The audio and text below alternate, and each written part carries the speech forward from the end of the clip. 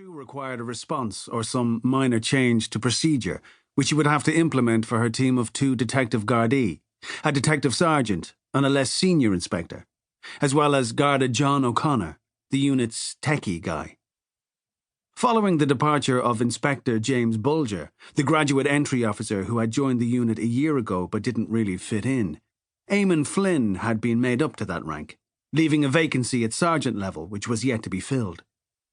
Her 2 junior detectives, Mary Costello and Liam Walsh, were not ready to be made up yet, so she was depending on Superintendent Mick Hayes to find her a suitable candidate, and it was taking longer than she would have liked.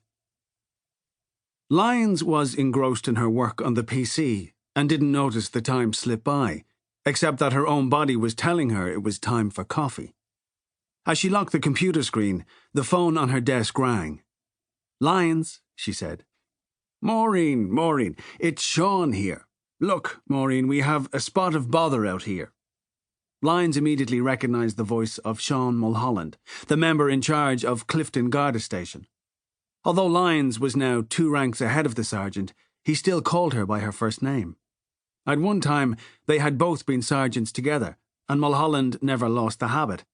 Lyons wasn't bothered in any case. "Hi, Sean. What's up?" "Pater Tobin was called out to the cottages at Owen Glen earlier. There were reports of some odd goings-on. We thought it might have just been a break-in or maybe a domestic. But it turns out it's far worse," Mulholland said. Owen Glen was a small estate of 28 holiday homes that had been built during the Celtic Tiger along the main Galway Road, close to the Owen Glynn River, just 2 kilometres outside Clifton. They were a mixed bag of 1-, 2- and 3-bedroomed houses, with nicely pitched roofs and colourful front doors, tastefully spaced out in a large parkland area.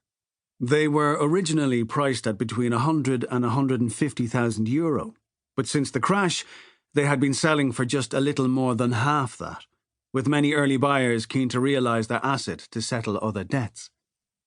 "Go on, Sean," Lyons said. "Well, when he got there, he found the front door of one of the houses up at the back, number 22, open, and the lights on inside. He tried to raise the occupier, but got no response, so he went inside and he found a woman on the floor in the kitchen. God, Maureen, this is awful. And a large kitchen knife sticking out of her chest with blood everywhere," Mulholland said. "Jesus, Sean, he must have got a terrible shock. Was the woman dead?" "She was indeed, at least as far as Pater could tell. I sent 2 other men out, and the ambulance, of course, but I told them that if the woman was dead, not to touch her till you get here." "Good man, thanks. OK, I'm on my way, and I'll get Sinead Loughran out too with her team. Make sure to secure the area for us, Sean. See you soon." "OK, I will to be sure. Thanks, Maureen. See ya." Lyons wasted no time in letting Sinead Loughran know that she was needed out in Clifton. She asked Sinead to call Dr. Julian Dodd, the pathologist, and get him out there too. Then she summoned Inspector Eamon Flynn and Sergeant Sally Fahey, asked them to follow her out in one of their cars, and gave them the address of where the victim had been found. It was still before 10 a.m. as the detectives set off in their 2 separate vehicles. The sun had been up for some time and was now quite high in the sky, peeking over the tall sycamore and pine trees that lined the road out to Clifton. Lyons was driving quickly, and when she had passed Moycullen, she saw the unmistakable large white 4x4, covered in bright yellow and red decals, that she knew to belong to Loughran, up ahead. Lyons had traded in her aging Ford Focus earlier in the year, and was now the proud owner of a shiny, almost new Volvo S60.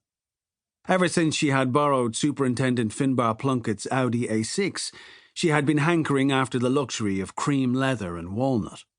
She eventually found it in a demonstrator at the local dealer, who had given her a generous allowance on the old Ford, even though it was, by that time, rather the worse for wear.